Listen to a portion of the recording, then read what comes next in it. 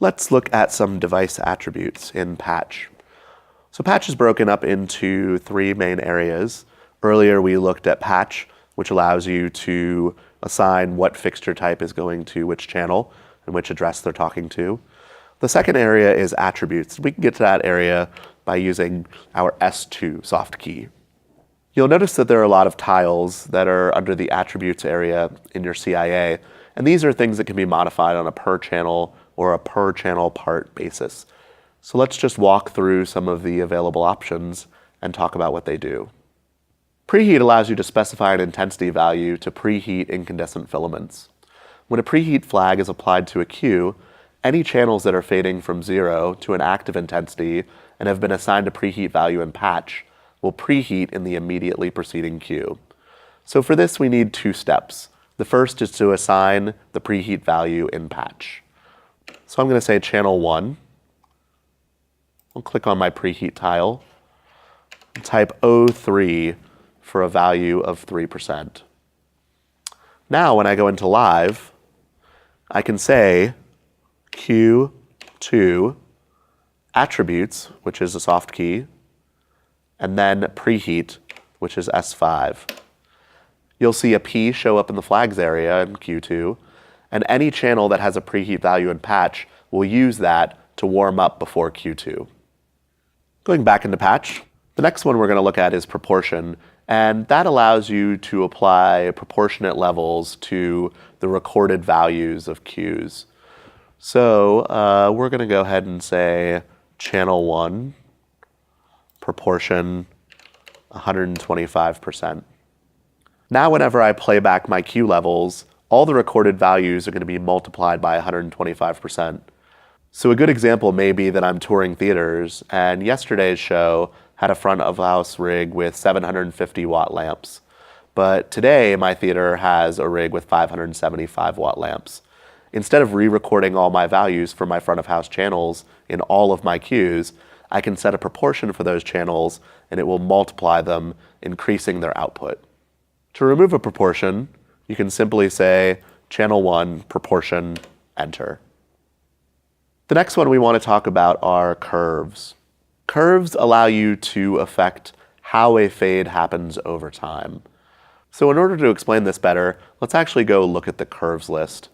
I'm going to add a tab, and in here I'm going to look at my curves. And you can see we have a bunch of pre-programmed curves in Element. You can also create your own. But as I next and last through these, you can see that it allows me to alter my fade over time. An example may be something like a fast bottom. A very high wattage incandescent lamp may need a little bit of extra juice at the bottom to get light out of the fixture. So we give it a fast bottom, where at 10% of the fade, it's actually going to output to 20% at the dimmer. In order to apply a curve back in Patch, we're going to go ahead and say 1 curve, and I get a little cheat sheet of all the curves that exist in my show file. I can either click on them or type the number that I want, in this case 905, enter, and now I have a full at 1% curve. To remove a curve, simply type 1 curve, enter. The next one is a fan curve, and those can be applied to the scroller fan parameter, allowing for the output of the fan to be controlled by the intensity of the channel. The attribute below that is called LD flags. If we look at our playback status display, you'll notice that there is an MV column in the flags area, and that tells us whether there are dark moves happening, basically whether a moving light is wandering around in the dark. Sometimes we don't want certain channels to contribute to that column. Think about a hazer, for example, where it will always be turning on and off in the dark. So in our Patch, we can say channel 1 LD flags disabled, and that will prevent that channel from contributing to the moves column. Another thing we can exempt channels from is being affected by the Grandmaster.